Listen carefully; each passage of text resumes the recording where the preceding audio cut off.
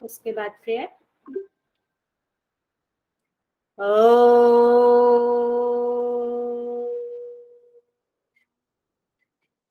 ओंकारं बिंदु संयुक्तं नित्यं ध्यायन्ति योगिनः कामदं मोक्षदं चैव ओंकाराय नमो नमः। ओम शांति शांति शांति। मेरे साथ प्रतिज्ञा दोहराएं। मैं प्रतिज्ञा करती हूँ आजीवन नियम का पालन करूंगी। मैं प्रतिज्ञा करती हूँ फर्स्ट टाइम में नेट जेआरएफ क्लियर करूंगी। विश्व में योग का पताका फहराऊंगी। मेरी संकल्प शक्ति सुदृढ़ है, पवित्र है, अबाध्य है। ओम ओम ओम। मैं अपनी संकल्प शक्ति से सब कुछ कर सकती हूँ। ओम ओम ओम। मेरे पास अजय मनोबल है। ओम ओम। दोनों हैंड्स को रब करेंगे, आंखें रखें और आए वापस। तो हम यूनिट 5 का पेपर 2 का यूनिट 5 के योग ग्रंथ में से योग 20 कर रहे हैं और मैं स्क्रीन प्रेजेंट कर देती हूँ।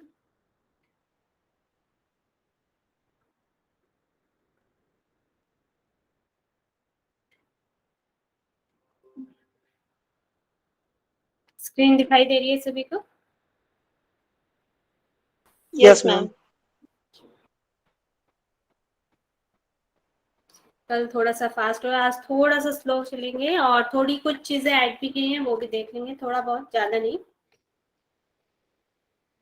थोड़ा ओवर ही दे दीजिए, कल मेरी क्लास छूट गई थी। कल से स्टार्ट करेंगे। कल क्या पढ़ाया था पहले? जी मैम। तो हम योग 20 कर रहे हैं। गोरक्षनाथ जी द्वारा ये लिखा गया है और इसका मुख्य विषय क्या है? इसमें पार्वती जी शिव से क्वेश्चन करती जाती है, प्रश्न पूछती जाती हैं और शिव उनका आंसर देते हुए जाते हैं और उसी के आधार पर ये पूरा ग्रंथ बना हुआ है योग 20 और ये गोरक्षनाथ जी द्वारा लिखा गया है। इसमें मंत्रों की बात करें तो इसमें 201 मंत्र हैं। संवाद तो शिव और पार्वती का है और इसमें योग बताए गए कर्म योग, ज्ञान योग और महायोग की बात की गई है। महायोग में हमारे 4 योग आ जाते हैं, मंत्र योग, हठ योग, लय योग और राजयोग आ जाते हैं। आसन की इसमें हम बात करें तो एक ही आसन है, वज्रासन, और जिसमें जो विधि है वह सिद्धासन की है और वज्रासन बोला गया है। कुंभक की बात करें तो 2 कुंभक बताए गए हैं, सहित कुंभक और केवल कुंभक। सहित कुंभक के 4 पार्ट यहाँ पर बताए गए हैं। फिर बंद आ जाता है, बंद में 3 बंद, जालंधर, उद्यान और मूल बंद बताए गए हैं। फिर यहाँ पर 3 ग्रंथियों का वर्णन मिलता है, ब्रह्म ग्रंथि, विष्णु ग्रंथि और रुद्र ग्रंथि, और इनके स्थान भी बताए गए हैं कि ये कहाँ कहाँ पर है। फिर यहाँ पर वेष्टांबर वस्त्र की बात की गई है जो गुरु द्वारा प्राप्त होता है। इसकी लंबाई 1 तस्ती है और इसकी जो चौड़ाई है वह 4 अंगुल बताई गई। कुंडली की बात करें तो इसमें 8 लपेटे बताए गए हैं, 8 वक्र हैं इसके। नाड़ी की बात करें 72,000 नाड़ियां हैं। बहुत ज्यादा चर्चा नाड़ियों की नहीं है, एक ही जगह पर आता है। सिद्धि की बात करें तो इसमें 2 सिद्धियां हैं, एक कल्पित सिद्धि और दूसरी अकल्पित सिद्धियां। फिर मणियां की बात करें तो ये मणियां हमारे मेरुदंड में बताई गई हैं जो नाभि चक्र से लेकर सहस्त्रार चक्र तक है, वहां पर ये नाड़ियों की स्थिति बताई गई है। फिर यहाँ पर मत है कि योगी के प्रकार कैसे कैसे होते हैं, योगी किस तरीके से होते हैं। एक तो काक मत वाले होते हैं, काक मतलब कौवा, और मरकट होता है बंदर, बंदर की तरह। काक मत और मरकट मत बताए गए यहाँ पर। फिर पार्वती को कई नामों से यहाँ पर बुलाया है शिव ने, तो वह है जैसे सुरेश्वरी, भगदीश्वरी और सुर सुंदरी और सुंदरी, इस तरीके से शिव ने बोला है। इतना ओके है सभी को? Yes ma'am.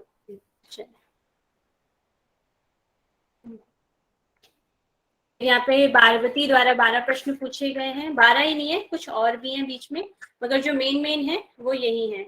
कि मोक्ष या मुक्ति का उपाय क्या है, जो जीव भाव को कैसे प्राप्त करता है, मतलब कि शरीर की जो रचना होती है वह कैसे होती है, जीव भाव को कैसे प्राप्त करता है। थर्ड है योग की उपादेयता क्या है, मतलब कि यहाँ पर ज्ञान को भी महत्व दिया गया है, मगर उसमें जब हमें ज्ञान के द्वारा मोक्ष की प्राप्ति हो जाती है, जैसे और जो शास्त्र है उसमें लिखा गया है कि जो अगर हमें ज्ञान की प्राप्ति हो जाएगी तो हमें मोक्ष प्राप्त हो जाएगा, मगर यहाँ पर बताया गया है कि केवल ज्ञान से ही मोक्ष की प्राप्ति नहीं होगी, उसके साथ साथ आपको योग भी करना पड़ेगा, तभी आपको मोक्ष की प्राप्ति होगी। इस जो टेक्स्ट में ये बात बताई गई है। तो यहाँ पर फिर पार्वती जी पूछते हैं कि योग की उपादेयता क्या है, अगर हमें ज्ञान से ही मोक्ष प्राप्त हो जाता है। फिर फोर्थ जो क्वेश्चन है उसमें पार्वती कहते हैं अज्ञान की निवृत्ति का उपाय क्या है, अज्ञान की निवृत्ति, अज्ञान कैसे खत्म होता है।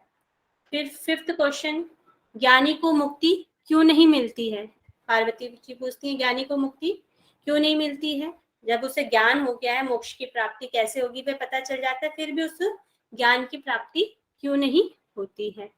फिर क्वेश्चन नंबर 6 है योगी का व्यवहार कैसा होता है एवं वह कैसे परमात्मा पद को प्राप्त करता है, मतलब कि योगी किस तरीके से दिखता है, उसका व्यवहार कैसा है, वह कैसे रहता है और किस तरीके से वह मोक्ष की प्राप्ति को करता है। क्वेश्चन नंबर 7 है ज्ञानी जनों की गति क्या होती है, जो ज्ञानी जन है जो ज्ञान से मोक्ष को प्राप्त करना चाहते हैं उनकी गति क्या होती है, वह कैसे किस तरीके से मोक्ष की प्राप्ति करते हैं, इसका मतलब ये हो गया है। फिर है क्वेश्चन नंबर 8 ज्ञानी को अनेक व योगी को एक जन्म में मुक्ति कैसे मिलती है, ये पूछा है। ज्ञानी को कई जन्म लग जाते हैं मोक्ष की प्राप्ति करने में और जो योगी होते हैं उनको एक जन्म में ही मुक्ति कैसे मिल जाती है, ये क्वेश्चन करती है। फिर 9 जो हमारा क्वेश्चन है यहाँ से हमारा योग के बारे में पता चलता है, अभी तक तो हमारे ज्ञान की बातें चल रही थी सारी। फिर 90 क्वेश्चन से क्या होता है हमें योग के बारे में पता चलता है कि योग क्या है, इसमें प्राण और अपान, जीवात्मा और परमात्मा का मिलन, अभी इसमें एक योग की डेफिनेशन आएगी योग क्या है। फिर इसमें योग के जब योग के बारे में पार्वती जान जाती है तो फिर वो कहते हैं योग को किस प्रकार कितने प्रकार से हम जान सकते हैं, तो फिर इसमें शिव बताते हैं योग के प्रकार बताते हैं, मंत्र योग, लय योग, हठ योग, राजयोग, ये जो हमारे महायोग है उसका विवरण देते हैं। फिर लास्ट में फिर काक मत और मरकट मत यहाँ पर है। फिर सबसे लास्ट क्वेश्चन है सिद्धियां, सिद्धियां कितने प्रकार की है, सिद्धियां यहाँ पर 2 प्रकार की बताई गई है। इतना ओके है सभी को? जी मैम। चलिए, तो यहाँ पर हमने कल देखा था शिव को नमस्कार करते हुए जो गोरक्षनाथ जी हैं इस ग्रंथ का आरंभ करते हैं। फिर सबसे फर्स्ट क्वेश्चन है मोक्ष और मुक्ति का उपाय क्या है। तो सबसे पहले जो जिज्ञासा होती है पार्वती जी को कि इस जो मुक्त जीवन जो शरीर है इससे मुक्ति का या मोक्ष के उपाय क्या है, जो समस्त जीव जो हमारा ये जीव है जो हमारा ये शरीर है माया जाल में फंसकर सुखों और दुखों के द्वंद्व से जो पीड़ित है इसका उपाय क्या है, इसकी मोक्ष कैसे प्राप्त होगा, ये पूछते हैं। तो शिव इसका उत्तर देते हैं बंधन में पड़े जो जीव है, जो सांसारिक मोह माया में जो जीव है मार्ग से मुक्ति प्राप्त कर लेते हैं, वह नाथ मार्ग है, सिद्ध मार्ग है। इस नाथ मार्ग को ही कैवल्य प्राप्ति का सर्वोत्तम मार्ग कहा गया। मतलब अगर तुम्हें कैवल्य की प्राप्ति करनी है तो हमें इस नाथ मार्ग को ही अपनाना पड़ेगा। नाथ मार्ग यहाँ पे नाम दिया है, वैसे ये योग मार्ग है, यहाँ पे इसको नाथ मार्ग बोला गया है। योग के द्वारा ही कैवल्य की प्राप्ति सर्वोत्तम मार्ग कहा गया। जो लोग शास्त्र जाल ज्ञान में पड़ जाते हैं वह उसमें भटक जाते हैं, कैवल्य का लाभ नहीं ले पाते, वे कैवल्य रूप परम पद यहाँ पर बताया गया है।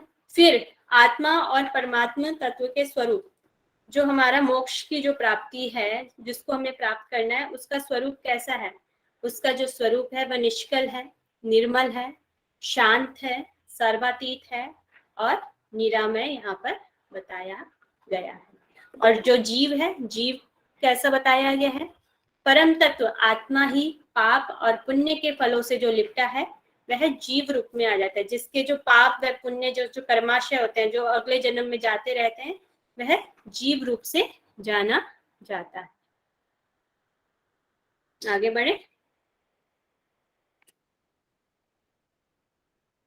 क्वेश्चन नंबर 2 है, जीव भाव को कैसे प्राप्त करता है। फर्स्ट क्वेश्चन में तो हमने पढ़ा कि कैसे हमें मोक्ष की प्राप्ति होगी, फिर वह कहते हैं ये जो पाप पुण्य फलों से लिपटा हुआ है वह जीव रूप में कैसे जाना जाता है। फिर उसके बाद पार्वती जी को जिज्ञासा होती है कि ये जीव भाव कैसे उत्पन्न होता है, जीव भाव को कैसे प्राप्त होता है।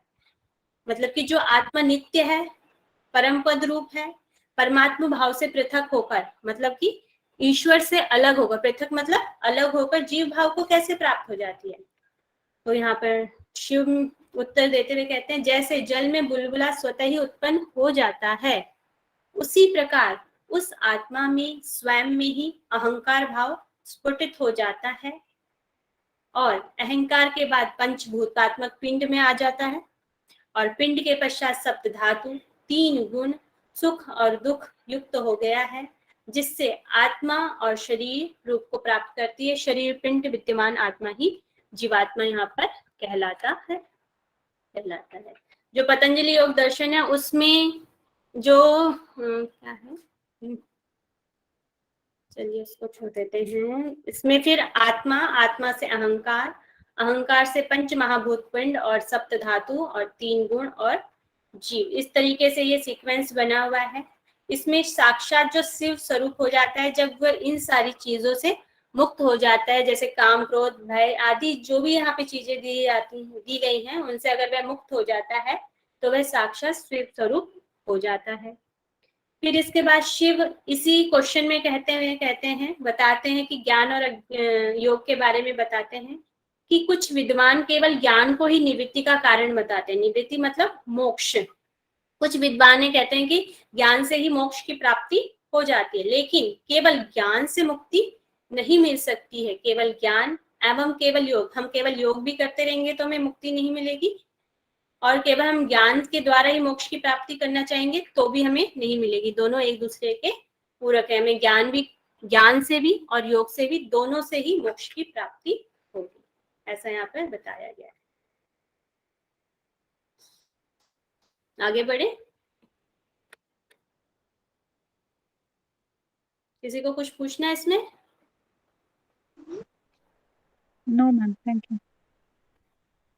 फिर इसमें योग की उपादेयता क्या है। जब पार्वती को जिज्ञासा हुई, जब ज्ञान से ही मोक्ष की प्राप्ति हो जाती है, तो उसमें योग की क्या जरूरत है, योग की क्या उपादेयता है, योग क्यों उपयोगी है, ऐसा पूछती है पार्वती की। फिर इसका क्वेश्चन, ये जो मैंने ब्लैक में दिया ये शॉर्ट है, और उसके नीचे जो प्रश्न 3/3 जैसे लिख दिए वे रेड लाइन से जो है, ये इसका थोड़ा बड़े रूप में दिया गया है। जब संसार की उत्पत्ति ज्ञान से है तो ज्ञान से मुक्ति की प्राप्ति होती है, तो योग में इसमें क्या प्रयोजन है, योग की इसमें क्या जरूरत है।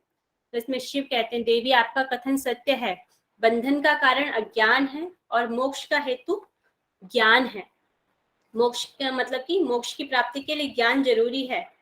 मोक्ष प्राप्ति के लिए मैं केवल रूप अर्थात परम शिव स्वरूप वाला है, तो केवल इतने ज्ञान मात्र से ही काम क्रोध इत्यादि दोषों से मुक्त हो जाएगा। मतलब अगर मुझे ज्ञान हो गया कि कैवल्य रूप कैसे प्राप्त होगा, अगर मैं उस रास्ते पर जाऊंगा ही नहीं, मुझे ज्ञान हो गया कि मुझे यहाँ तक पहुंचना है, तो उससे तो नहीं होगा। जैसे हमें कहीं पर जाना है, जैसे हमें दिल्ली से मथुरा जाना है, हमें पता चल गया कि मथुरा जाने में क्या क्या हमें ट्रैवलिंग में कहाँ कहाँ जाना पड़ेगा, कैसे कैसे जाना पड़ेगा, ये तो पता चल गया, मगर हम जाएंगे ही नहीं तो हमें वहां तक कैसे हम पहुंच पाएंगे।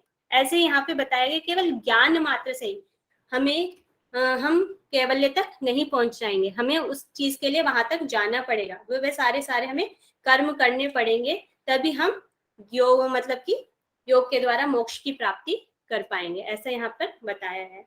इन सभी दोषों से युक्त रहने पर भी जीव कैसे ज्ञान द्वारा मुक्ति को प्राप्त कर सकता है। मतलब कि अगर उसके यहाँ पर क्राम क्रोधी ये भी सब वह मुक्त हो जाएगा, फिर भी वह मोक्ष की प्राप्ति को नहीं कर सकता है, ऐसा यहाँ पर बताया गया। इसलिए ज्ञान के साथ साथ योग भी आवश्यक है, ये बताया गया है। फिर जो आत्मा का स्वरूप को जानना ही यहाँ पर ज्ञान बताया गया। नेक्स्ट, अज्ञान की निवृत्ति का उपाय क्या है।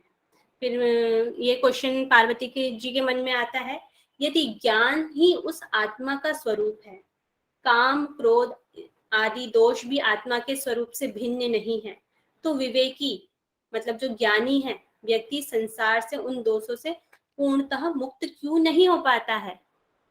तो इसमें शिव कहते हैं आत्मा परिपूर्ण स्वरूप है, किंतु परिपूर्णता से भी दो प्रकार हैं। इसमें सकल और निष्कल आत्मा दो प्रकार की बताई गई है।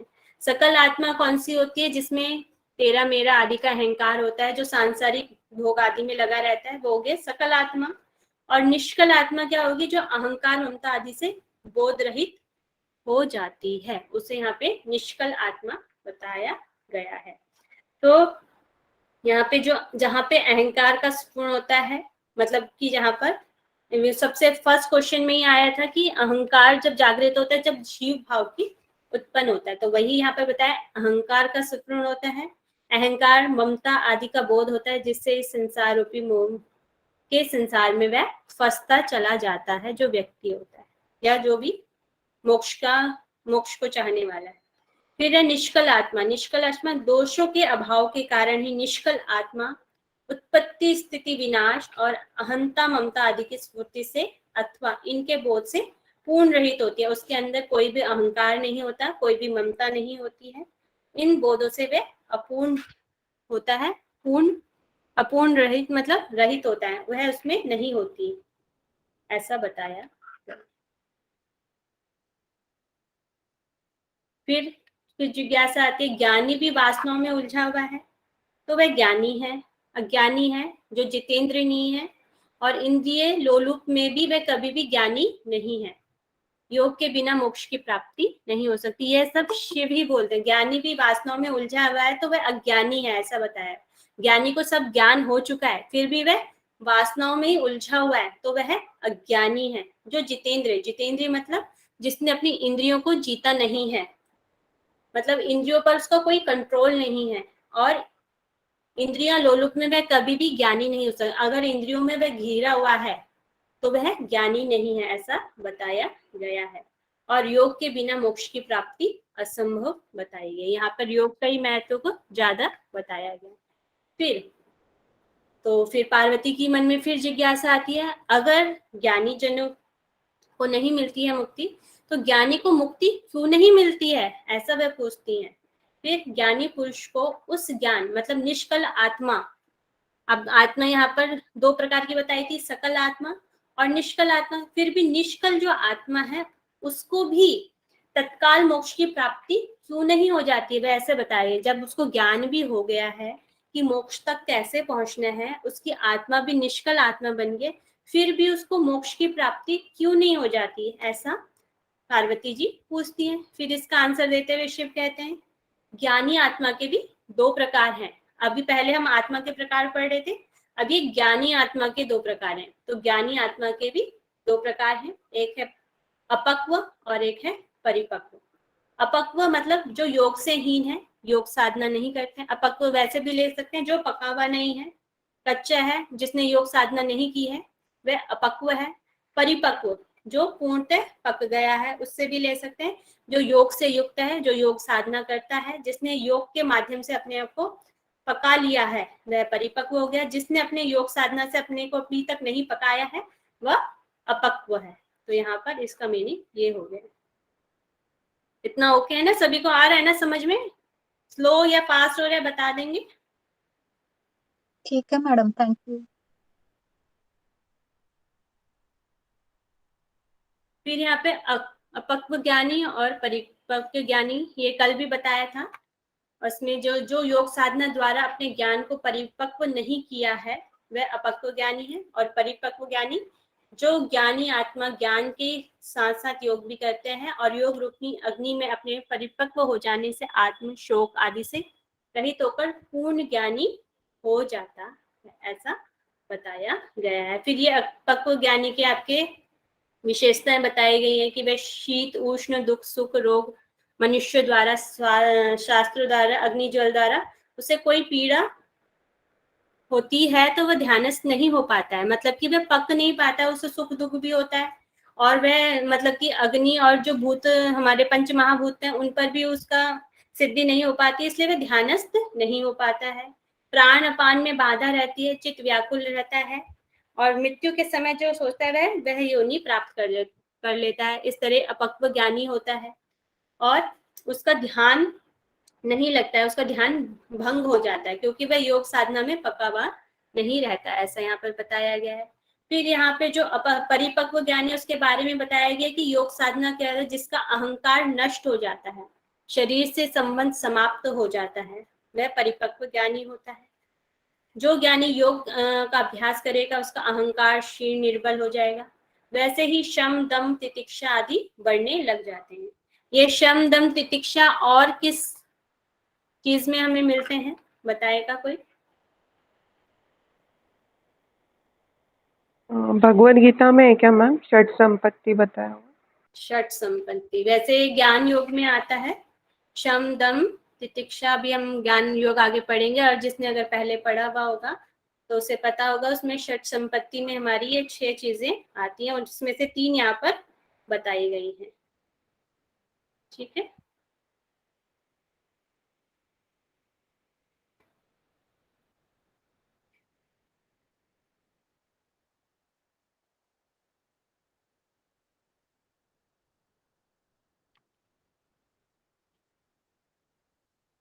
अभी ज्ञानी को मुक्ति को नहीं मिली, ये चल रहा था।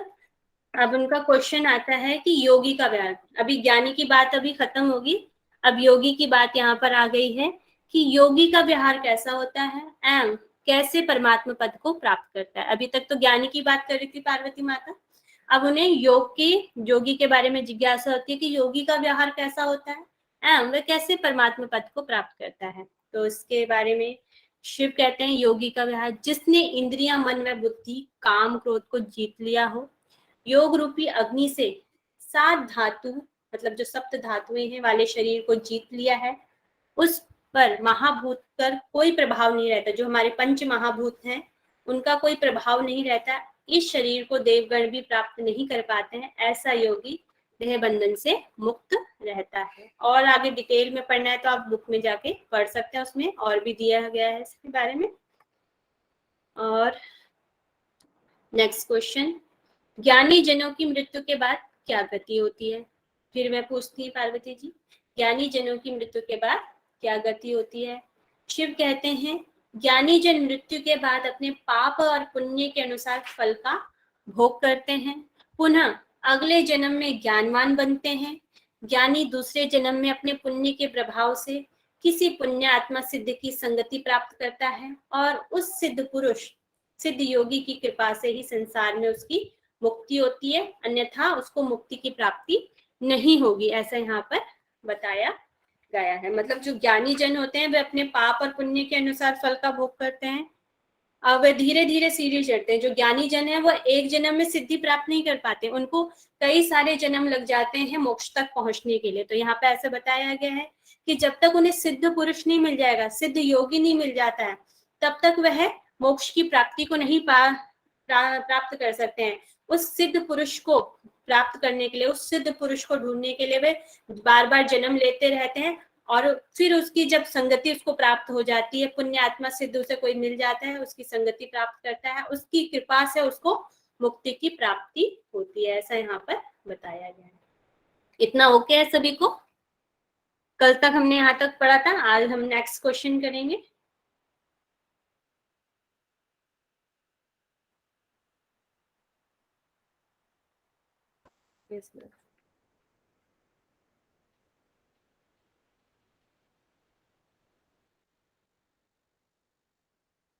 नेक्स्ट है क्वेश्चन नंबर 8, ज्ञानी को अगले जन्म अनेक जन्म व योगी को एक जन्म में मुक्ति क्यों होती है?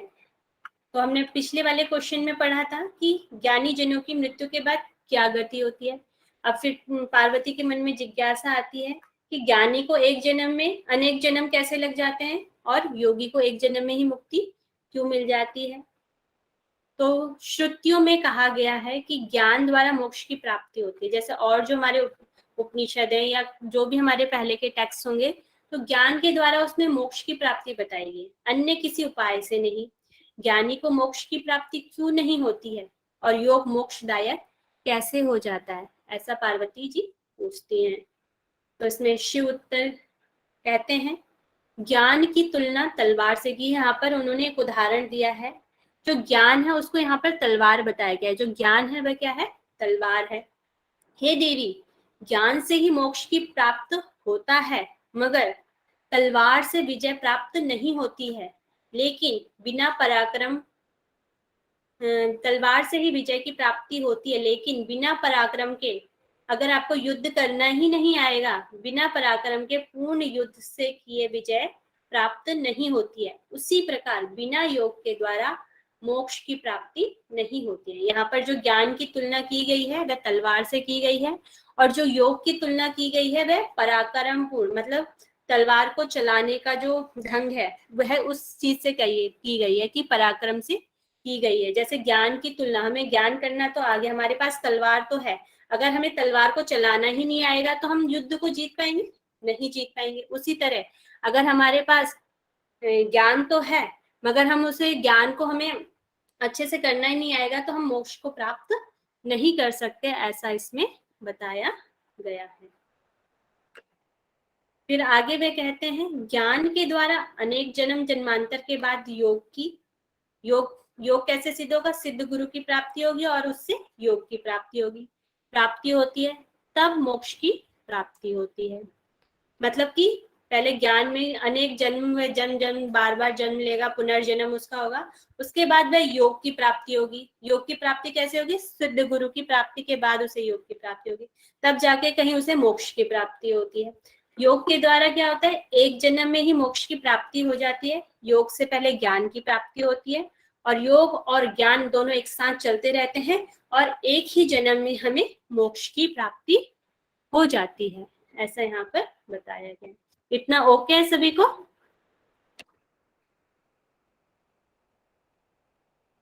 Yes ma'am. ठीक है।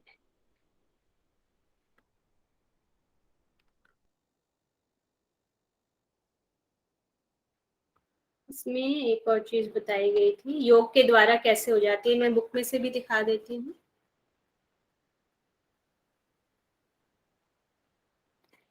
तो इसका 17 जो है, तो इसमें बताया गया, ये वाला जो क्वेश्चन है इसका आंसर है कि योग के द्वारा कैसे हो जाती है। प्राण अपान के समायोजन के फलस्वरूप सूर्य और चंद्र की नाड़ियों के द्वारा पृथक पृथक काल में पृथक पृथक प्रभावित होते हैं।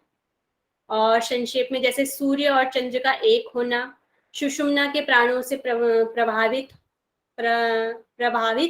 होना भी कहते हैं। जो हमारी सप्त धातुएं हैं, रक्त रस मांस आदि, इनसे जो सप्त धातुओं वाला शरीर है, शरीर अग्नि से पूर्ण प्रदीप्त हो जाता है, और इस पूर्ण शुद्ध होकर वह नाड़ी शुद्धि हो जाती है योग के माध्यम से। और तात्पर्य यह है कि प्राण और अपान के समायुक्त होने पर जब प्राण सांसा सूर्य और चंद्र नाड़ी में प्रभावित होते हैं, उस समय कंद स्थान मतलब कि कुंडली के स्थान में निकट अग्नि अत्यंत प्रदीप्त हो जाती है, जिसके फलस्वरूप नाड़ी शुद्ध हो जाती है। इस नाड़ी शोधन से देह जायन्ते, देह की जीर्ण कर डालता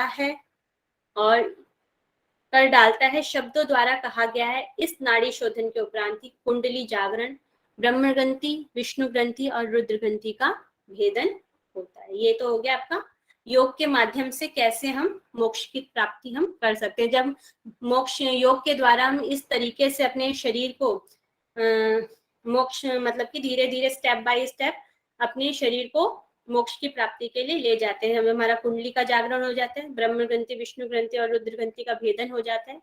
हमारी जो कुंडली है सहस्रार तक पहुंच जाती है, और जिससे हमारा मोक्ष की प्राप्ति हमें हो जाती है, ऐसा यहाँ पर बताया गया।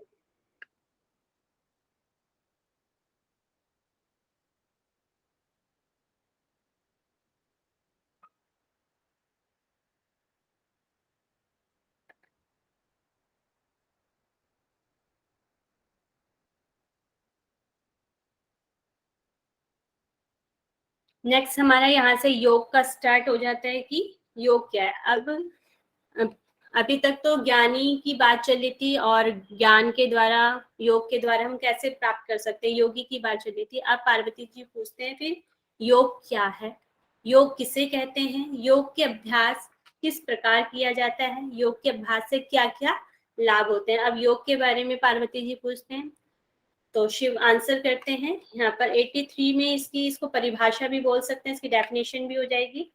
प्राण और अपान और अपने रज और वीर्य, सूर्य नाड़ी व चंद्र नाड़ी का जीवात्मा और परमात्मा, इन सब का संयोग ही योग कहलाता है। ये हो गया प्राण अपान और यहाँ पे रज और वीर्य, रेतस जो यहाँ पर बोला गया है, सूर्य और चंद्रमा, जीवात्मा और परमात्मा, चंद्र और सूर्य जो नाड़ी यहाँ पर बताई गई, तो इन सब का संयोग ही, इन सब का मिलना ही यहाँ पर योग कहा गया। किस किस का?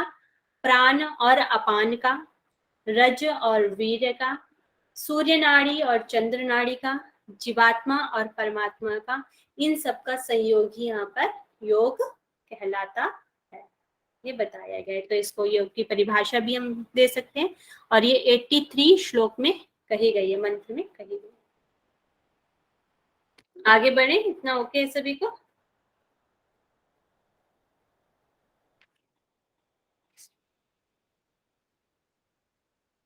Yes madam. फिर यहाँ पर योगाभ्यास के लक्षण हैं, किस तरीके से होता है। तो उसमें कहा गया कि सबसे पहले ऐसे गुरु की खोज करो जिसने अपने प्राणायाम को सिद्ध कर लिया, फिर उसकी सेवा करो और उस सेवा से, गुरु की कृपा से वस्त्र को प्राप्त करो। यहाँ पर वेष्टांबर वस्त्र को प्राप्त करने की बात की गई है। पहले तो ऐसे गुरु को खोजना है जिसने अपने प्राणायाम को सिद्ध कर लिया है। प्राणायाम सिद्ध कर लिया है तो उसकी सेवा करनी है और उसके द्वारा अपने वेष्टांबर वस्त्र की प्राप्ति करनी है। अब वेष्टांबर वस्त्र की यहाँ पर लंबाई दी गई है कि वेष्टांबर वस्त्र कैसा होता है, एक वितस्ती होता है, मतलब कि 12 अंगुल वाला होता है, जिसकी लंबाई 12 अंगुल है और चौड़ाई 4 अंगुल है, ऐसा बताया गया है। ये कोमल शुद्ध धवल, धवल मतलब सफेद रंग का वस्त्र होता है, ऐसा यहाँ पर बताया गया। 12 अंगुल है, 4 अंगुल चौड़ा है, कोमल है, शुद्ध है और धवल वस्त्र होता है, मतलब कि सफेद रंग वाला होता है, ऐसा यहाँ पर बताया गया है। उसको हमें गुरु के द्वारा प्राप्त करना है। नेक्स्ट आ जाता है आपका, इतना ओके होगा तो आसानी है। कुंडली के बारे में आ जाता है नेक्स्ट। यहाँ पे जो कुंडली है, यहाँ पर कुंडली 8 लपेटे की बताई गई है और यहाँ पे शक्ति चालन जो है वज्रासन में करने के लिए बोला गया, मतलब कि सिद्धासन में करने के लिए बोला गया है।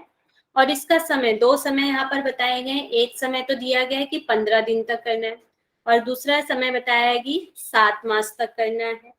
तो 15 दिन तक जब हम निरंतर अभ्यास करेंगे तो समय हो गया 15 दिन। फिर इसके पश्चात निरुद्ध मारुत्य, मारुत मतलब होता है हमारी वायु, मतलब कि कुंभक को करना है, करके शक्ति चालन करके 8 बार कुंडलित, मतलब कि जो 8 लपेटे कुंडली धारण किए हुए है होकर स्थित कुंडली को नाभि का आकुंचन, मतलब कि उद्यान बंद करके नाभि का आकुंचन करके नौली की तरह चलाएं। यहाँ पर जो क्रिया बोली गई है वह नौली करने के लिए यहाँ पर बोला गया है। जो कुंडली को जगाने की जो क्रिया है वह नौली क्रिया की तरह यहाँ पर बोला गया है। नौली क्रिया को ही यहाँ पर हमारा शक्ति चालन या कुंडली जागरण की क्रिया कही गई है। और टेक्स्ट में हमें कुंडली जागरण कैसे होता है बताएं।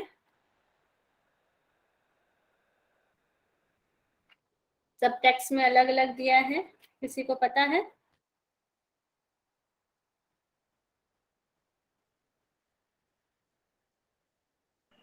शक्ति चालिनी मुद्रा से बोला है मैम किधर। शक्ति चालिनी, और क्या क्या बोला जाता है उसमें? भस्त्रिका करने के लिए बोला जाता है कि भस्त्रिका द्वारा सिद्धासन में बैठे भस्त्रिका करें तो हमें उसकी प्राप्ति होगी। वाहिनी योग द्वारा, मतलब कि प्राण और अपान को हम एक करेंगे तब हमें, मतलब कि वाहिनी योग से हमारा कुंडली, उसमें जो वायु जाएगी तब हमारे कुंडली का जागरण होगा। इसमें बताया गया है नौली क्रिया द्वारा, नौली क्रिया द्वारा आपका शक्ति का जागरण होगा। ठीक है, और इसके लाभ बताए गए हैं। जब हम इस तरीके से कुंडली को एक्सक्यूज मी मैम, एक मिनट। ये 8 बार कुंडलित होकर, इसका मतलब क्या मतलब है? कि 8 लपेटे हैं। ओके, ठीक है, ये है अब जैसे आपकी कुंडली का स्थान, ये है कुंडली।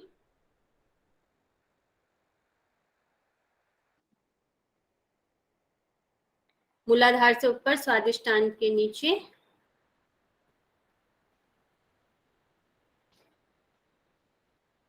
नाभि का आकुंचन कर कर, मतलब कि अंदर की ओर कुछ के जैसे उद्यान बंद हम लगाते हैं उस तरीके से, और करके फिर नौली की तरह चलाएं। इससे कुंडली में ऋजु भाव होता है, मतलब कि ऋजु भाव मतलब कोमल हो जाती है, वह जागृत अवस्था में आने लग जाती है, जिससे मृत्यु का भय नहीं रहता है, ऐसा यहाँ पर बताया गया है।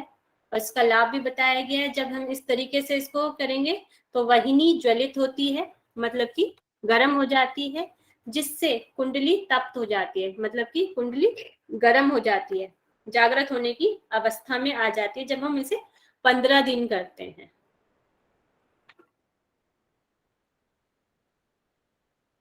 नेक्स्ट बताया गया कि फिर समय दिया कि 7 मास तक। 15 दिन में तो क्या होगी, वह कुंडली तप्त हो जाएगी। फिर 7 मास पर्यंत अग्नि जलित रखने से, मतलब कि हम रोज 7 मास तक रोज इसका अभ्यास करेंगे, जलित रखने से कुंडली जागृत हो जाती है। अब 7 मास में कुंडली जागृत हो जाती है और 15 दिन में कुंडली तप्त हो जाती है, ऐसा बताया गया है। सुषुम्ना नाड़ी का मुख खुल जाता है। सुषुम्ना नाड़ी कहाँ पर होती है हमारे, इधर यहाँ पर। तो सुषुम्ना नाड़ी मतलब कि ब्रह्म नाड़ी का मुख खुल जाता है, और जिससे ब्रह्म ग्रंथि का भेदन कहते हैं। मतलब कि यहाँ पर जब हमारी सुषुम्ना नाड़ी खुल जाती है तो हमारी ब्रह्म ग्रंथि का भेदन हो जाता है। ये स्थान भी बताया गया है कि जहाँ पर सुषुम्ना नाड़ी है वहां पर ब्रह्म ग्रंथि है। जो हमारा हृदय स्थान होता है यहाँ पर विष्णु ग्रंथि है, और यहाँ पर सहस्रार चक्र मतलब जो रुद्र ग्रंथि का स्थान भी बताया गया है। रुद्र ग्रंथि का स्थान हमारा सहस्रार चक्र को बताया गया है। तीनों ग्रंथि है और तीनों ग्रंथियों का भेदन हो जाता है कुंडली के द्वारा, तो ब्रह्म ग्रंथि का भेदन कहते हैं। इसी तरह साधना क्रम निरंतर चलता रहता है, मतलब कि कुंडली ऊपर की ओर ऊर्ध्व गति की ओर जाती रहती है, और अनाहत चक्र में जागृत होकर विष्णु ग्रंथि का भेदन करती है। विष्णु ग्रंथि के भेदन करने के बाद उसके पश्चात सहस्रार चक्र में जाती है। सहस्रार चक्र में रुद्र ग्रंथि का भेदन करती है। यहाँ पर जो हमारे ग्रंथि हैं, ग्रंथियों का स्थान भी दिया गया है कि कहाँ कहाँ पर ग्रंथि का भेदन होता है, और इस तरीके से कुंडली जागृत होती है और सभी ग्रंथियों का भेदन करते हुए मोक्ष की प्राप्ति हो जाती है। मतलब कि कुंडली जागृत हो जाती है। इतना ओके है सभी को? Yes ma'am. फिर अब कहते हैं ग्रंथि भेदन से क्या होता है, अद्वैत ज्ञान प्रतिष्ठित हो जाता है। अद्वैत मतलब क्या होता है, बताएं जिसको पता है। अद्वैत मतलब एक में, जैसे द्वैतवाद में आत्मा और परमात्मा होता है ना, अद्वैत में एक सिर्फ आत्मा परमात्मा। अद्वैत मीन्स होता है एक, मतलब एक एक होता है, और द्वैत मतलब होता है दो। अद्वैत मतलब होता है एक, मतलब कि एक ज्ञान का प्रतिष्ठित हो जाना। ग्रंथि के भेदन से एक हो जाते हैं, मोक्ष की प्राप्ति हो जाती है। असंप्रज्ञात समाधि कब सिद्ध होती है, जब प्राण कुंडली के सहस्रार चक्र में पहुंच जाता है, तब हमें असंप्रज्ञात की समाधि की सिद्धि होती है। मतलब कि अद्वैत का ज्ञान हो जाता है, एक का ज्ञान हो जाता है। पुरुष प्रकृति और पुरुष एक हो जाते हैं, दूसरी भाषा में पुरुष और प्रकृति एक हो जाते हैं, वह हो जाता है अद्वैत। तो यहाँ पर उसी को असंप्रज्ञात समाधि भी कहा गया है और अद्वैत का ज्ञान भी कहा गया है। कब, जब हम कुंडली के द्वारा ब्रह्म ग्रंथि, विष्णु ग्रंथि और रुद्र ग्रंथि का भेदन करते हैं, कुंडली जागृत हो जाती है, उसके बाद हमारी अद्वैत का ज्ञान हो जाता है, जिससे हमें असंप्रज्ञात समाधि की प्राप्ति होती है। ये तो हो गया कुंडली के बारे में। नेक्स्ट आ जाता है हमारा कुंभक के बारे में। यहाँ पे कुंभक के दो प्रकार बताए गए हैं, एक तो है सहित कुंभक और एक है केवल कुंभक। सहित कुंभक के यहाँ पे 4 प्रकार बताए गए हैं, सूर्य भेदन, उज्जाई, शीतली और भस्त्रिका। सहित कुंभक को तीनों बंधों के साथ करके केवल कुंभक की तरह, केवल कुंभक की सिद्धि होती है। जब हम इसको तीनों बंधों के साथ करते हैं तो हमें केवल कुंभक की सिद्धि प्राप्त होती है, ऐसे बताया। कुंभक है सहित कुंभक और केवल कुंभक। सहित के 4 पार्ट हैं, सूर्य भेदन, उज्जाई, शीतली और भस्त्रिका। इस तरीके से ये 4 पार्ट हो गए आपके सहित कुंभक के। और इससे क्या होता है, प्राणायाम के अभ्यासी को कैसा होना चाहिए, मिताहारी होना चाहिए, धैर्यशाली होना चाहिए और अभ्यास वाला होना चाहिए, अभ्यासी होना चाहिए, ऐसा कर सकते हैं जो प्राणायाम के अभ्यासी होते हैं। इतना तो ओके होगा सभी को। नेक्स्ट हम डिटेल पढ़ लेते हैं जो हमारे प्राणायाम है, 4 प्राणायाम। फर्स्ट आपका आ गया सूर्य भेदन प्राणायाम। कैसे करना है, सूर्य नाड़ी से पूरक करें, मतलब कि राइट नोस्ट्रल से, फिर विधिवत बंद करें, बंद यहाँ पर लगाने हैं, तीनों बंद, उद्यान, मूल और जलंधर। फिर उसके बाद कुंभक और उसके बाद फिर चंद्र नाड़ी से रेचन करने के लिए बोला गया है, रेचक करने के लिए बोला गया है। इससे लाभ क्या है, पेट के सभी रोग दूर हो जाते हैं, वात दोष दूर हो जाते हैं, कंठ रोगों का नाश हो जाता है। इसमें क्या चीज अलग है वो बताएं मुझे। कंठ मैम, कंठ कंठ का अलग बोला है मैम। हाँ, कंठ के रोगों का नाश हो जाना। और किसी भी टेक्स्ट में ये नहीं दिया गया है, केवल योग बीज में दिया गया है कि इसमें सूर्य भेदन प्राणायाम से हमारे कंठ रोगों का भी नाश हो जाता है। ठीक है, नेक्स्ट हमारा है उज्जाई प्राणायाम। उज्जाई प्राणायाम की बताएं, दोनों नाड़ियों से वायु को पेट के अंदर खींचकर कुंडली के पास, मतलब कि जो हमारा कंध का स्थान है, कंध का स्थान कौन सा होता है,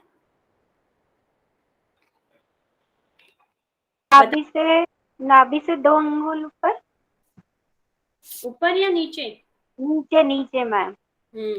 मूलाधार से ऊपर और स्वादिष्टान से, हाँ,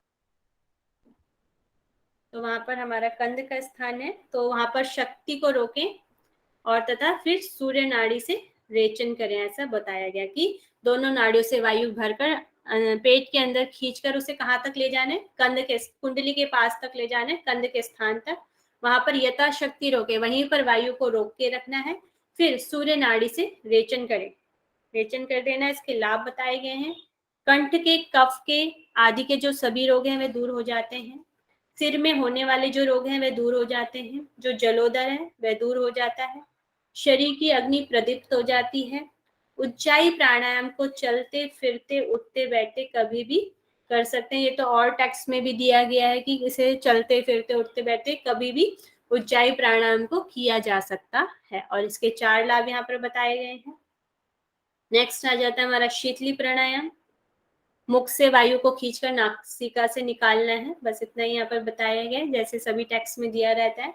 इसका जो लाभ है वह पित्त जन्य जो रोग होते हैं वह दूर हो जाते हैं, और जो ज्वर है मतलब बुखार है वह नष्ट करता है, ऐसा यहाँ पर बताया गया है।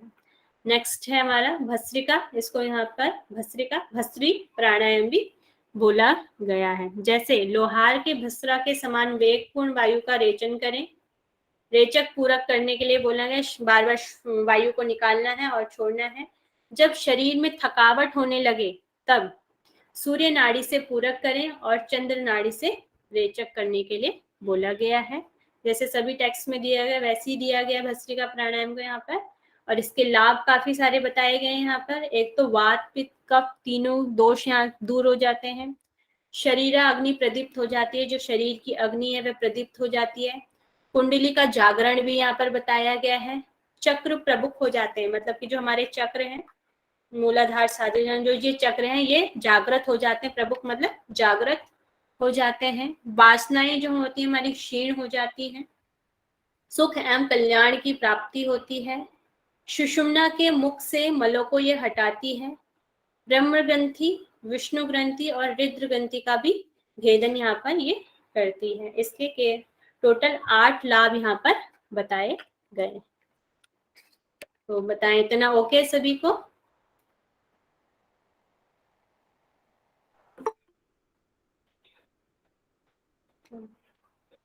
जी मैम। Yes ma'am. फिर यहाँ पे बंधों का क्रम बताया गया है। यहाँ पे मूल बंध, फिर जालंधर बंध लगाना है, फिर उद्यान बंध लगाना है। सबसे पहले मूल बंध, फिर जालंधर बंध, फिर उद्यान बंध लगाने के लिए यहाँ पर कहा गया है। यहाँ पे 3 बंध है, मूल बंध, उद्यान बंध और जालंधर बंध। मूलबंध करना कैसे है ये बताया कि गुदा को अत्यंत दृढ़ता से दबाकर वायु को ऊपर की ओर बलपूर्वक खींचे। गुदा को अत्यंत दृढ़तापूर्वक दबाकर वायु को ऊपर की ओर बलपूर्वक खींचे। इसका लाभ बताएगी प्राण और अपान एक हो जाते हैं, नाद और बिंदु एक हो जाते हैं, दोनों प्राण और अपान भी नाद और बिंदु एक हो जाते हैं, ऐसा बताया गया है।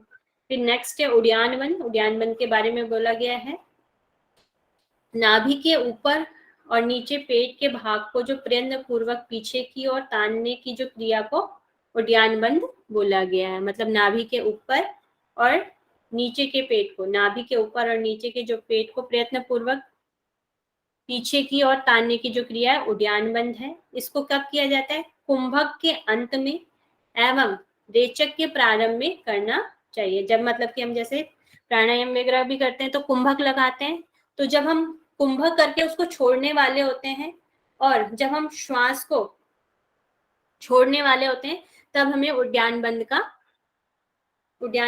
लगाना है। इस उड्डयन बंध का लाभ क्या है? ये 6 मास के अंदर मृत्यु को जीत लेता है। जब हम उड्डयन बंध का रेगुलर अभ्यास करेंगे तो 6 मास के अंदर ही मृत्यु को हम जीत लेते हैं, ऐसा यहाँ पर बताया गया। फिर नेक्स्ट है जालंधर बंध। कंठ को सिकोड़कर हृदय पर स्थापित करने के लिए यहाँ पर बोला गया है। इससे प्राणायाम के पूरा करने के अंत में किया जाता है। मतलब कि जब हम प्राणायाम के पूरा करने के, जब हम मतलब कि श्वास को भर रहे हैं, श्वास जब हम पूरा भर लेते हैं उस वक्त हमें जालंधर बंध को लगाना है। और इसका लाभ क्या है? अमृत को बचाता है। मतलब कि जो हमारा सोम रस है, जो हमारा अमृत है, उसको यह बचाता है। ये इसके लाभ हो गए, ये इसकी विधि होगी। इतना ओके है सभी को? उसमें हट प्रदीपिका में भी यही सीक्वेंस है ना मैम? पहले मूल बंध है, फिर जालंधर बंध लगाना है, फिर उड्डयन बंध लगाना है। अभी मुझे ध्यान नहीं है, किसी को ध्यान है तो बता दें।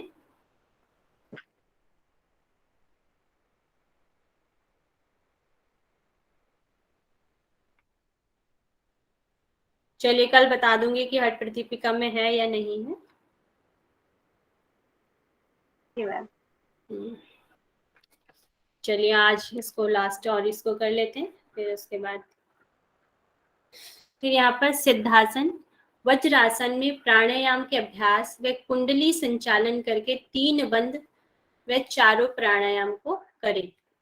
मतलब कि वज्रासन एक ही आसन यहाँ पर बताया गया है, वह है वज्रासन। वज्रासन में प्राणायाम का अभ्यास मतलब कि चारों जो हमारे प्राणायाम बताए गए हैं, कौन कौन से बताए गए हैं? सूर्यभेदी, उज्जाई, शीतली और भस्त्रिका, ये चारों प्राणायाम का अभ्यास व कुंडली संचालन करके 3 बंध उड्डयन, जालंधर और मूलबंध को लगाना है, तब प्राणायाम करने के लिए यहाँ पर कहा गया है। ठीक है, इससे कुंडली का जागरण होता है। प्राण ब्रह्म ग्रंथि का भेदन कर सुषुम्ना नाड़ी में प्रवेश करता है, ऐसा यहाँ पर बताया गया है।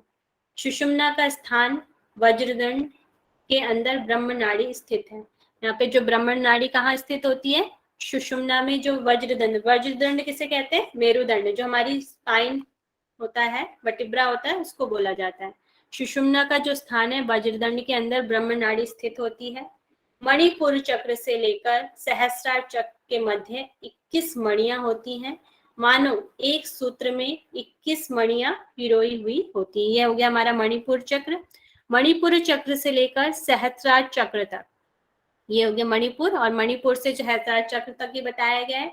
नीचे के 2 चक्र नहीं लिए गए, मूलाधार और स्वादिष्टान चक्र नहीं लिया गया है। मणिपुर मतलब नाभि से लेकर हमारे जो ऊपर हेड तक है वहां तक लिया गया है। मणिपुर चक्र से लेकर सहस्रार चक्र तक 21 मणियां बताई गई हैं, मानो एक सूत्र में पिरोई गई हो। 21 मणियों को धारण करने से सुषुम्ना को विश्व धारिणी भी कहा गया है। तो सुषुम्ना का एक और नाम कौन सा आ गया यहाँ पर? विश्व धारिणी नाम यहाँ पर आ गया है। एक तो हो गया ब्रह्म नाड़ी, भी यहाँ पे बोला गया है बार बार, और ब्रह्म नाड़ी और विश्व धारिणी। क्यों कहा गया इसको विश्व धारिणी? क्योंकि इसने 21 मणियों को धारण किया गया है, इसलिए इसको यहाँ पर विश्व धारिणी कहा गया है। फिर नेक्स्ट है सुषुम्ना में प्राण के संचार होने से क्या होगा? मृत्यु काल पर, मतलब कि मृत्यु पर विजय प्राप्त हो जाएगी। फिर यहाँ पर पश्चिम द्वार की बात की गई है। पश्चिम द्वार को सहस्त्रार चक्र को बोला गया है, मतलब कि जो हमारा कुंडली का स्थान होता है, कुंडली जो स्थान होता है, कुंडली से लेकर सहस्त्रार, वह पश्चिम द्वार की साइड, मतलब पीछे की तरफ होती है, इसलिए यहाँ पर इसको पश्चिम द्वार कहा गया है सहस्त्रार चक्र तक। इसके 9 मार्ग और नाड़ी यहाँ पर 72,000 बताए गए हैं। इसके डिटेल पढ़ लेते हैं। पश्चिम द्वार मतलब सहस्त्रार चक्र में प्राणों के प्रवेश होने पर शरीर के 9 मार्गों से वायु का निकलना बंद हो जाता है, तो शरीर की जो 72,000 नाड़ियों में प्राणों का प्रभाव प्रारंभ हो जाता है, जिससे योगी अनंत काल तक एक ही स्थिति में स्थिर रह सकता है, ऐसा यहाँ पर बताया गया है। जब हम सहस्त्रार चक्र में हमारी कुंडली जागृत हो जाती है और वह सहस्त्रार चक्र तक पहुंच जाती है, हमारे 9 मार्गों के वायु निकलना बंद हो जाती है। केवल कुंभक का जो होता है वह अभ्यास हो जाता है। केवल कुंभक में भी हम श्वास लेना छोड़ना कुछ भी नहीं होता ना, उसी तरह की जो अवस्था हो जाती है। शरीर की जो 72,000 नाड़ियों में प्राणों का जो प्रभाव हो जाता है, जिससे योगी अनंत काल तक एक ही स्थिति में रह सकता है, स्थिर रह सकता है, समाधि की स्थिति में रह सकता है, ऐसा यहाँ पर बताया गया है। ओके इतना सभी को?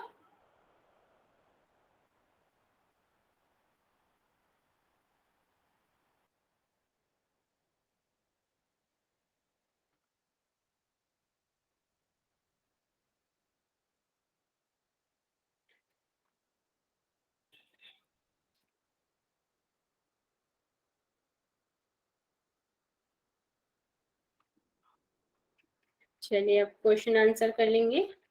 उतना ओके है? रिप्लाई करा करें। Yes ma'am. चलिए Yes, ma'am.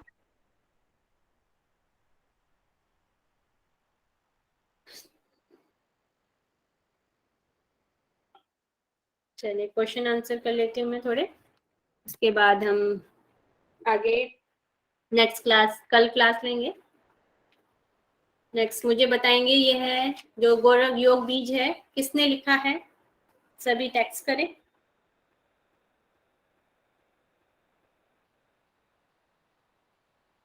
गोरक्षनाथ जी ने लिखा है। ठीक है, सभी मैसेज टाइप करेंगे।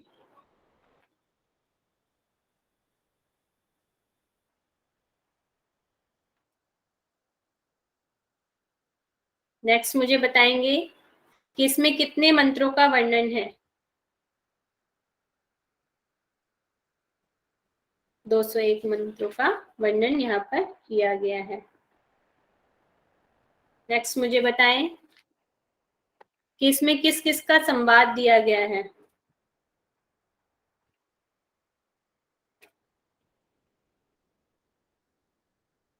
शिव और पार्वती। राधिका जी बताएं।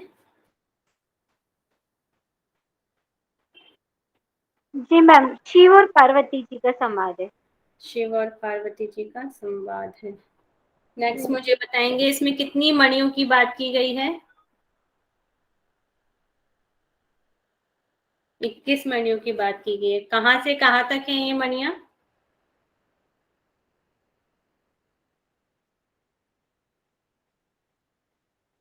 मणिपुर से लेकर सहस्रार चक्र तक। अब मुझे बताएंगे कि सुषुम्ना को और क्या कहा गया है इसमें?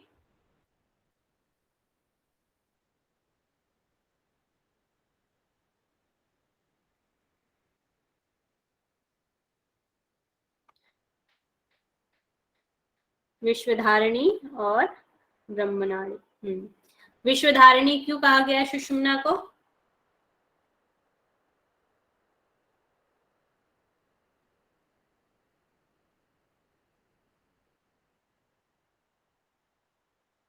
आयुषी सिंह जी बताएं इसका आंसर।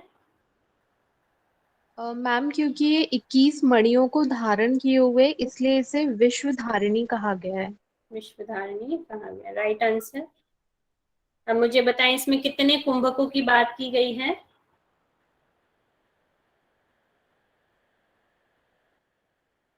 कौन कौन से 2 कुंभक हैं?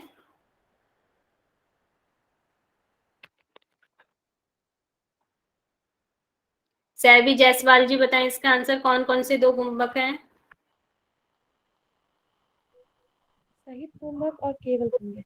सहित कुंभक और केवल कुंभक। सहित कुंभक के कितने पार्ट हैं? 5। 5? Sorry ma'am 4। 4। कौन कौन से ये भी बता दीजिए।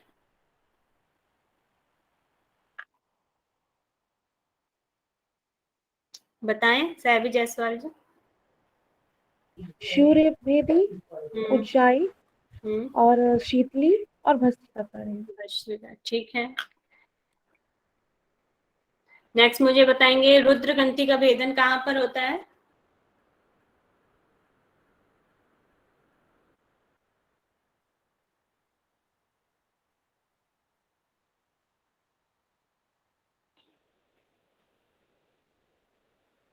मानसी जी बताएं। सहस्त्रार में रुद्र सहस्त्रार चक्र में होता है। और अनाहत चक्र में किस ग्रंथि का भेदन होता है? अनाहत चक्र में किस ग्रंथि का भेदन होता है? विष्णु ग्रंथि का। सभी का आंसर ठीक आ रहा है, सूफिया जी का, राधिका जी का, मानसी जी का। नेक्स्ट मुझे बताएंगे 15 दिनों में कुंडली के जागरण होने पर क्या होता है? 15 दिन में कुंडली करने पर क्या लाभ है?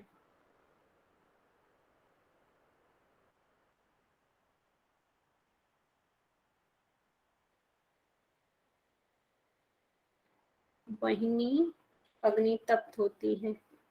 आयुषी जी इसका आंसर दे देंगे। मैम 15 दिनों में जो वहिनी अग्नि होती है वो तप्त हो जाती है, यानी गर्म। कुंडली तप्त हो जाती है, गर्म हो जाती है।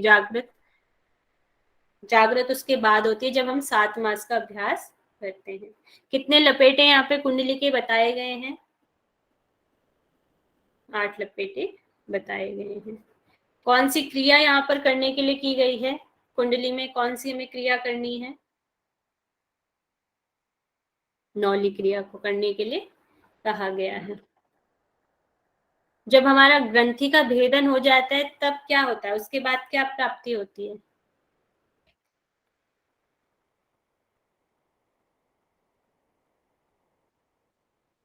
अद्वैत ज्ञान। सूफिया जी बताएं इसका आंसर। मैम अद्वैत ज्ञान की प्राप्ति होती है। अद्वैत ज्ञान की प्राप्ति होती है, राइट आंसर। अब मुझे बताएंगे फर्स्ट क्वेश्चन, मोक्ष या मुक्ति का उपाय क्या है?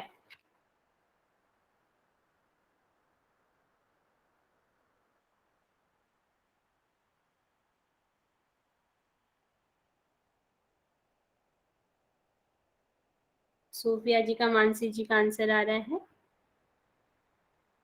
ज्ञान और योग। राधिका जी आप इसको नाथ मार्ग या सिद्धि मार्ग लिखें, क्योंकि इसमें यही बताया गया है। वो हम समझने के लिए करते हैं योग मार्ग को। जो अगर आंसर आएगा तो हम नाथ मार्ग लिखेंगे उसे, ठीक है। जीव भाव को कैसे प्राप्त करता है? जीव भाव को कैसे प्राप्त करता है? अहंकार द्वारा, ठीक है। सभी का आंसर ठीक आ रहा है, सूफिया जी, राधिका जी। योग की उपादेयता क्या है? योग की उपादेयता क्या है? मोक्ष, मोक्ष की प्राप्ति। योग भी आवश्यक, ज्ञान के साथ साथ योग भी आवश्यक है, ठीक है। मोक्ष के साथ साथ ज्ञान का होना भी आवश्यक है।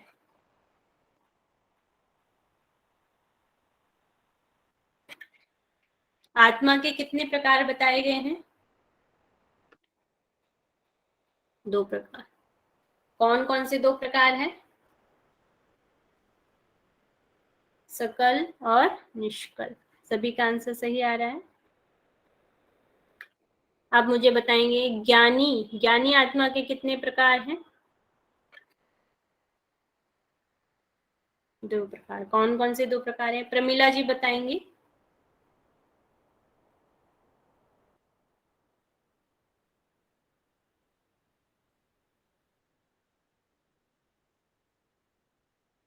आयुषी जी आप बता दें। मैम दो टाइप होते हैं, अपरिपक्व और परिपक्व। ठीक है, आप बताएंगे परिपक्व कौन से होते हैं, परिपक्व ज्ञानी कौन से होते हैं?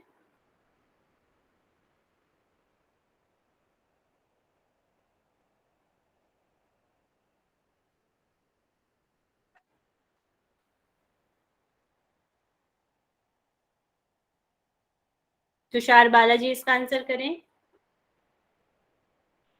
जिसका अहंकार नष्ट हो गया है उसे हम्म, परिपक्व योगी बोला जाता है। परिपक्व योगी। ठीक है, और अपक्व ज्ञानी आत्मा किसे बोला जाता है? अपक्व ज्ञानी आत्मा किसे कहा गया है?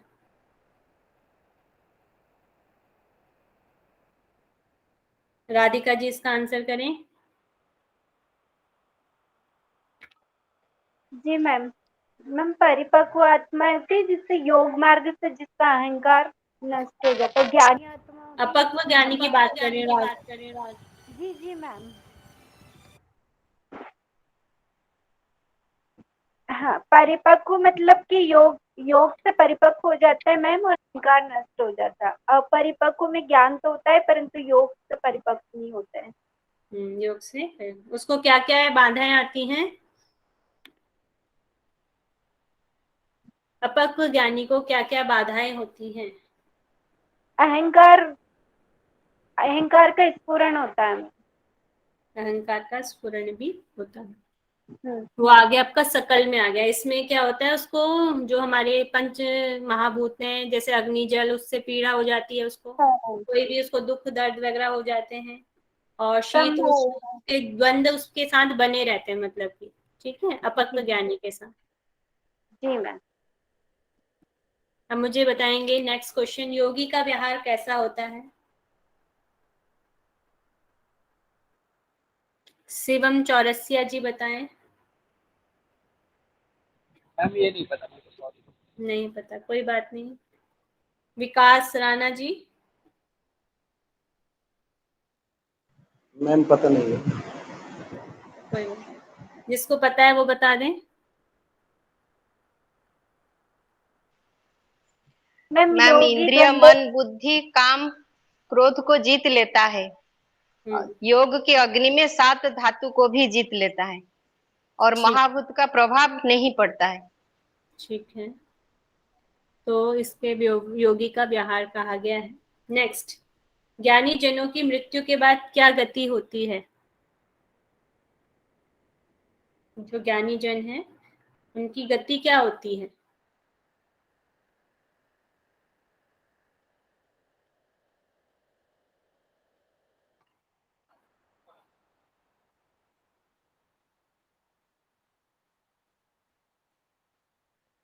पाप और पुण्य के अनुसार। मानसी जी इसका आंसर करें।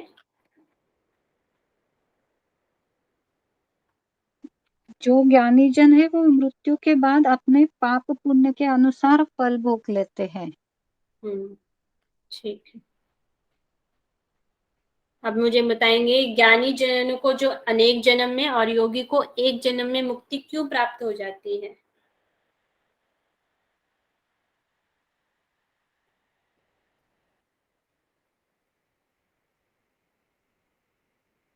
माइक ओपन करके भी बता सकते हैं। मैम ज्ञान तलवार की जैसा होता है जिससे खाली विजय प्राप्ति नहीं हो सकता है बिना पराक्रम के, तो पराक्रम जो होता है वो योग होता है। तो इसलिए योग नहीं तो खाली ज्ञान से मोक्ष नहीं मिलता है। नहीं मिलता, राइट आंसर। तो उसके लिए हमें योग करना पड़ेगा अगर हमें मोक्ष की प्राप्ति चाहिए। अगर हमें युद्ध जीतना है तो हमें तलवार को चलाना भी आना चाहिए, तभी हम युद्ध को जीत सकते हैं। उसी प्रकार हमें योग करना आना चाहिए, तभी हम मोक्ष की प्राप्ति कर सकते हैं। अब योग की यहाँ पर परिभाषा क्या दी गई है? मैम आत्मा और परमात्मा का संयोग, रजस और तेजस का संयोग, शिव और शक्ति का संयोग ही योग की परिभाषा। शिव और शक्ति नहीं है यहाँ पे, सूर्य नाड़ी और चंद्र नाड़ी है। हाँ, रजस और वीर्य का संयोग, आत्मा और परमात्मा का संयोग, सूर्य और चंद्र नाड़ी का संयोग ही योग है। प्राण और अपान, सभी के आंसर भी सही आ रहे हैं। जीवात्मा, परमात्मा, सूर्य और चंद्र, इन सभी का योग। ठीक है, नेक्स्ट। अब योग का लक्षण क्या है इसमें, मतलब गुरु से हमें किस वस्तु की प्राप्ति होती है?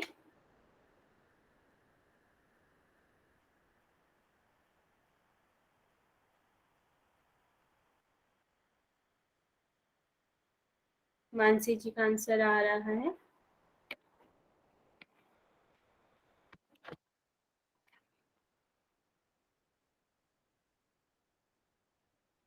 विष्टांबर वस्त्र। विष्टांबर वस्त्र की लंबाई कितनी होती है?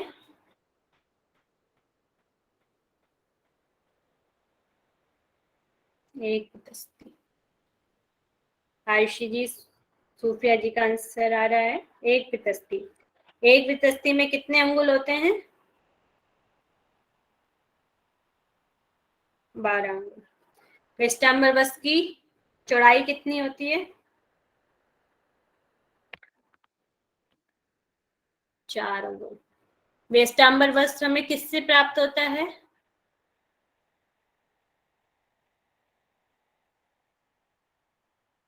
मानसी जी, तुषार बालाजी, राधिका जी, सबका आंसर है गुरु से हमें प्राप्त होता है विष्टांबर वस्त्र। ठीक है, चलिए आज हम ये क्वेश्चन आंसर यहीं पर खत्म करते हैं और सभी अपना कमर गर्दन सीधा कर लेंगे आज की प्रेयर के साथ। और कोई भी डाउट है तो प्रेयर के बाद हम ले सकते हैं। सभी कमर गर्दन सीधा करें, लंबा गहरा श्वास।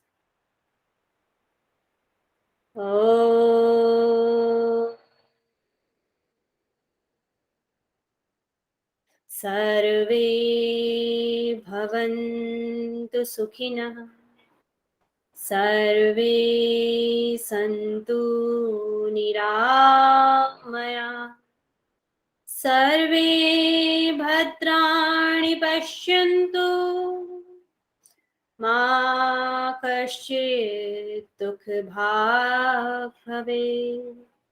ॐ शान्तिः शान्तिः शान्तिः। दोनों हाथों को रब करें, आंखें ढकें और आए वापस।